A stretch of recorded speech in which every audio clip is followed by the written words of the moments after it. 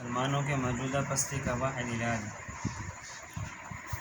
آج سے تقریباً 1350 سال قبل جب دنیا کفر و ضلالت، جہالت اور سفاہت کی تاریکیوں میں گھری ہوئی تھی،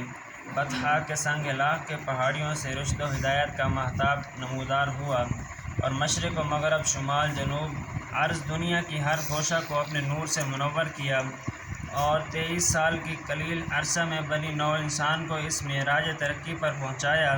کہ تاریخ عالم اس کی نظیر پیش کرنے سے قاصر ہے،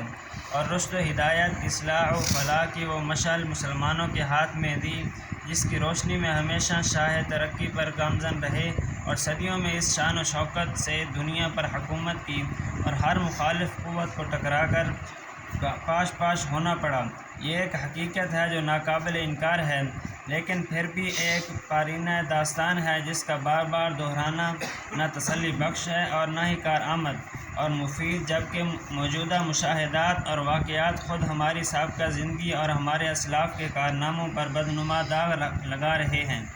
مسلمانوں کی 1300 سالہ زندگی کو جب تاریخ کے اوراق میں دیکھا جاتا ہے تو معلوم ہوتا ہے کہ ہم عزت و عظمت، شان و شوکت اور دبدبہ حشمت کے تنہا مالک اور اجارہ دار ہیں، لیکن جب ان اوراق سے نظر ہٹا کر موجودہ حالات کا مشاہدہ کیا جاتا ہے تو ہم انتہائی ذلت و خواری، افلاس و ناداری میں مبتلا نظر آتے ہیں۔ نہ زور و قوت ہے، نہ زر و دولت ہے، نہ شان و شوکت ہے، نہ باہمی اخوت اور الفت ہے، نہ عادات اچھی ہیں، نہ اخلاق اچھے ہیں، نہ اعمال اچھے، نہ کردار اچھے۔ ہم ہر برائی میں موجودہ اور ہر بلائی سے کوسوں دور، اغیار ہماری زبوں حالی پر خوش ہیں اور ہر برملا ہماری کمزوری کو اچھالتا جاتا ہے اور ہمارا مضحکہ اڑایا جاتا ہے۔ اسی پر بس نہیں بلکہ خود ہماری جگر گوشے نئی تہذیب کے دلدادہ نوجوان اسلام کے مقدس اصولوں کا مذاق اڑاتے ہیں، بات بات پر تنقیدی نظر ڈالتے ہیں اور اس شریعت مقدسہ کو ناقابل عمل، لغو اور بیکار قرار دیتے ہیں۔ عقل حیران ہے کہ جس قوم نے دنیا کو سیراب کیا وہ آج کیوں نشہ ہے، جس قوم نے دنیا کو تہذیب و تمدن کا سبق پڑھایا وہ آج کیوں غیر مذہب اور غیر تمدن ہے۔ رہنمایان قوم نے آج سے بہت پہلے ہماری اس حالت راز کا اندازہ لگایا اور مختلف طریقوں پر ہماری اصلاح کی جدوجہد کی۔ جیسے ایک شعر ہے، مرض بڑھتا گیا جو دوا کی، مگر آج جب کہ حالت بد سے بدتر ہو چکی ہے اور آنے والا زمانہ ماسبق سے بھی زیادہ پرخطر اور تاریک نظر آ رہا ہے، ہمارا خاموش بیٹھنا اور عملی جدوجہد نہ کرنا ایک ناقابل تلافی جرم ہے۔ لیکن اس سے پہلے کہ ہم کوئی عملی قدم اٹھائیں، ضروری ہے کہ ان اسباب پر غور کریں جن کے اسباب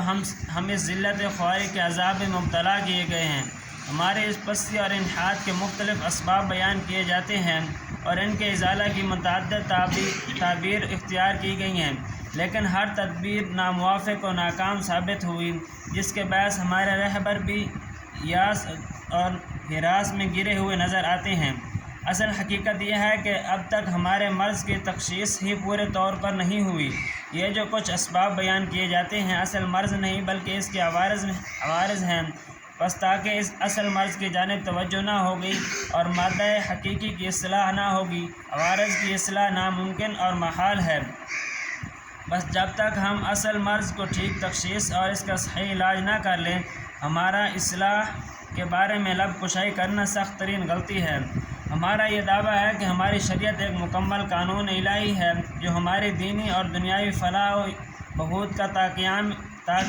قیامت ضامن ہے۔ پھر کوئی وجہ نہیں کہ ہم خود ہی اپنا مرض تشخیص کریں اور خود ہی اس کا علاج شروع کر دیں، بلکہ ہمارے لیے ضروری ہے کہ ہم قرآن حکیم سے اپنا اصل مرض معلوم کریں اور اسی مرکز رشد و ہدایت سے طریقہ علاج معلوم کر کے اس پر کاربند ہوں۔ جب قرآن حکیم قیامت تک کے لیے مکمل دستور العمل ہے تو کوئی وجہ نہیں کہ اس نازک حالت میں ہماری رہبری سے قاصر رہے۔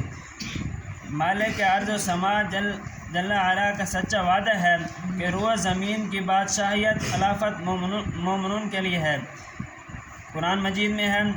وعد اللہ الذین آمنوا منکم وعملوا الصالحات لیستخلفنہم فی الارض۔